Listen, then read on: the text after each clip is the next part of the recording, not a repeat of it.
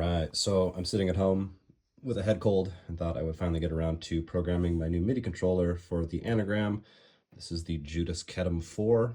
I had not seen anybody talking about this, but looking at the specs, it's like it's tailor-made for the Anagram in some respects. So you can see it's almost the same height.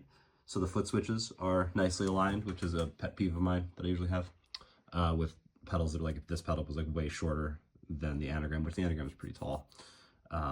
Stepping on it sometimes is a little tricky without like something like a barefoot button. So this is great for that size. Also, this is a pedal train nano board. I'm going to zoom out and show you my dirty studio carpet. You can see this is right up to the edge here. This is right up to the edge here. It's like a perfect fit if you just want to take the Anagram, a pedal train nano, and then on the underside is a Chuck's Soul. I never know how to say Chuck's, whatever. You also notice this is the K&K protective shield on the Anagram. I just got that too. So that's pretty slick. Feels a little overpriced to me, but it is nice for what it is. So anyway, that notwithstanding. So here you can see I'm in my Essentials preset. Try to get that to focus. There we go.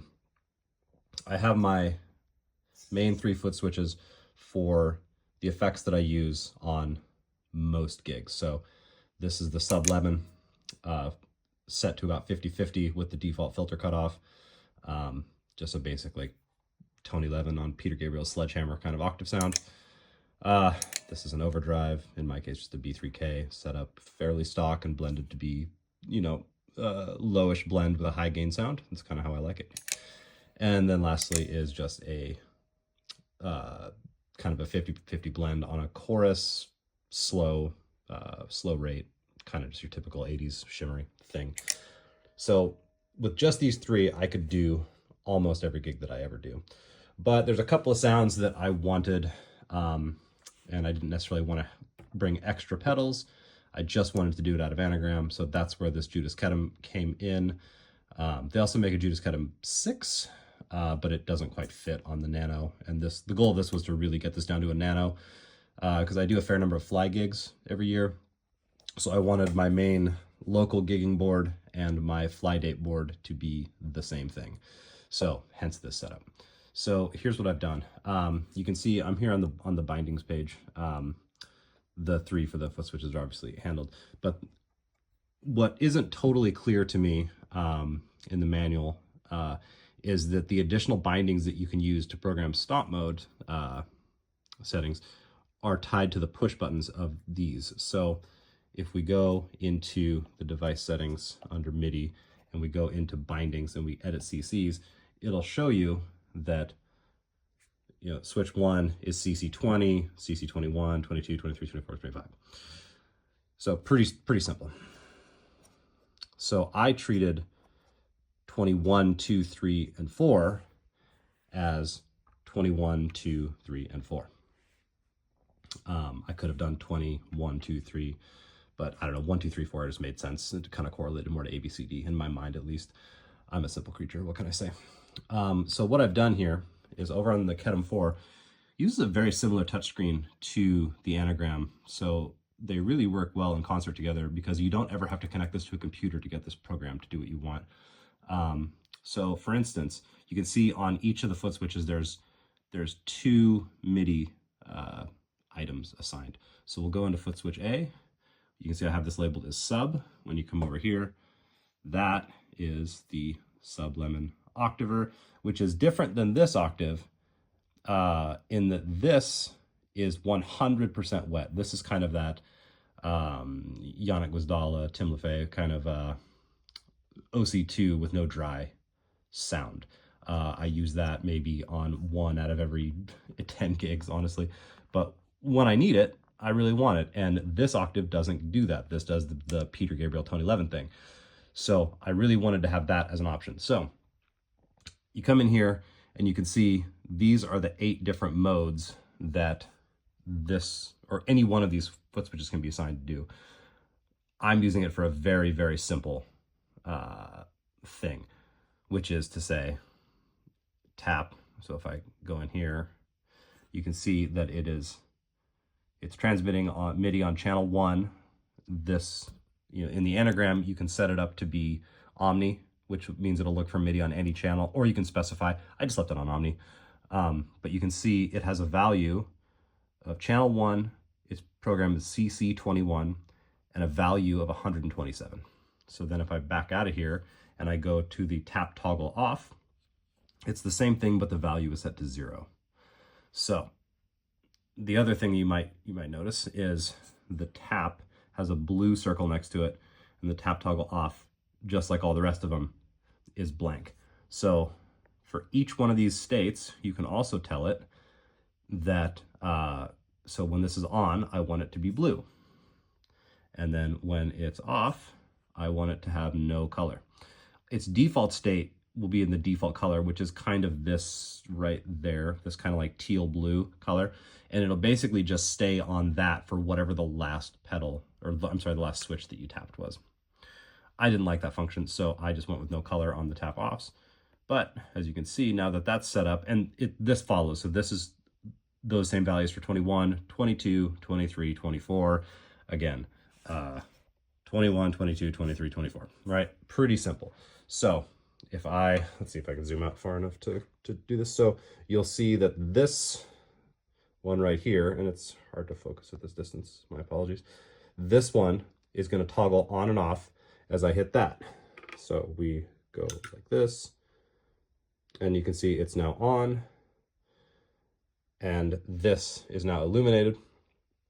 Another nice thing about this guy is when you hit this, it tells you for a brief second what you just did. So if I had multifunction set up on these, which I may still do, at some point I might come in on, like, say for instance, preset A, boy, the focus is hard on this. I might do some hold functions to where this might decrement my preset, and then I would do the same thing for here.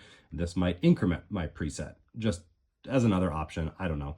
I could see building a lot of really clever stuff in here, double tapping, tap and holds, double tapping, like, anyway, you understand. So very flexible, no computer connection required. Very cool. So anyway, if I go through and I hit these others, so now my, this is an envelope filter that I have on this one that's purple. Turn that off, it goes away. You'll notice these are just single effects. This is just one pedal, or rather one block. These two, the synth and lead, these are macros that I programmed, which have multiple pedals on it. So if I hit this, this turns green. This changes from a value of 0 to a value of 1, meaning it's turned on. And then same thing here. If I hit pedal D, foot switch D, I should say, my lead comes on. And I just made these colors something that seemed appropriate for the sound. So if you see that in Essentials mode, so I do this thing, oops, sorry. I do this thing, I don't split my bands. I just like everything in series. So I put a split and a merge block in here. This is maybe getting into too much detail, but level row 1 at -infinity, level row 2 at 0. The crossover's off, so this crossover frequency doesn't matter, and it's turned on. And then the merge is set to 100% blend and 0. So all this does is it gives me, rather than having one row of blocks and then a split row, I effectively have both rows in a line at the expense of using two blocks. It does two things. One, it, for the moment at least, allows me to put all of my effects in this row and all of my general tone shaping stuff in this row, which then just runs over to here. These are at the end, and these are two blocks that I have left over after the merge block if I want to add additional components to some of the other effects I have in there. Or if I had a larger, like the 6 version of this, I could have 2 more right there, so plenty of space. Anyway, so you come down here into this row, and I'll just start kind of going through these to show you that it turns them on in this view as well. So there's my 50/50 octave. Here's my overdrive right here. Way down here at the end is my chorus. Turns on just fine. Way back here at the beginning, this is number A. If I turn this on, there's that octave solo sound. If I turn this one on, here comes the filter. Boop, there it goes, working great. Now let's get into the macros. So this is my synth sound. Boom, all 4 of those pedals just turned on. That's the Sublime, the Alpha Omicron, the Mutron, and the chorus. I'm sorry, the Gravitron and the chorus. Turn those off. And then lastly, my lead sound, which is a pitch shifter, Entropia, and the room reverb. One button press. Bam, they all come on. So this is a very slick way to effectively turn your 3-foot switch Anagram into a 7-foot switch unit that fits, I mean, just about as absolutely perfect as you could imagine onto a Pedal Train Nano. I'm a big fan of having boards that have no dead space on them and are easy to keep neat. This is doing a great job of that. Spin this around here. So for the moment, I just have a random USB-C cable I had laying around connecting. So this is providing the the MIDI communication between the two. It's also providing the power. So this is the Chuck's, whatever Soul, powering the Anagram with a West Coast Custom Cables current tripler. So this is getting, I think, was it 1.8 milliamps, 1.88 if I remember right. That appears to be adequate to power this and the Kedem 4, which is great. Excuse me, like I said, I got a cold.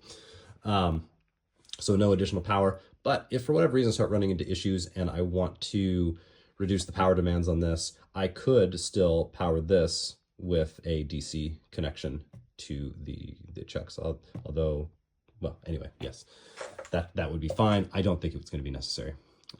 This also has different ways of running the MIDI to it, but boy, this USB-C connection into Anagram is working great.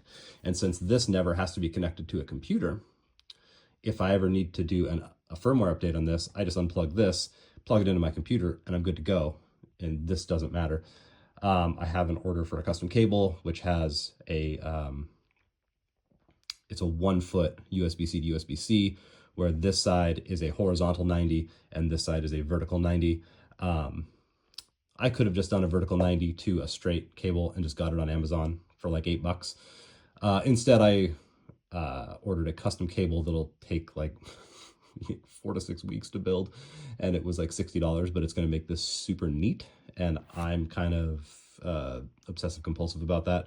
Not truly obsessive compulsive, but you know, I'm fastidious with it, whatever. So that is the current setup. I'll also mention that the way this is set up, if I change what's in the bindings here, I don't have to change anything here. As long as I want this to be 21 on and off, 22 on and off, 23 on and off, and 24 on and off, i.e.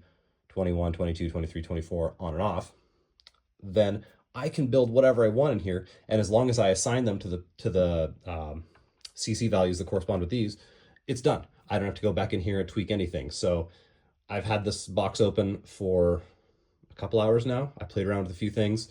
Once I got my head wrapped around the fact that the bindings are based on these values, then boom, just a snap. So I may never have to touch this again unless I want to start doing additional stuff. Like I said earlier, press and hold to change presets or something like that. Yeah, very, very slick. I like this quite a bit. I am hopeful that with this, I can just take this, whether I'm local, if I'm on the road, or I'm flying somewhere. This packs up easy peasy. This obviously sounds incredible. You know, I've got the screen protector on it now, so it's even less of a concern. Boy, this is just killing. I love it. Anyway, if you have any questions, let me know.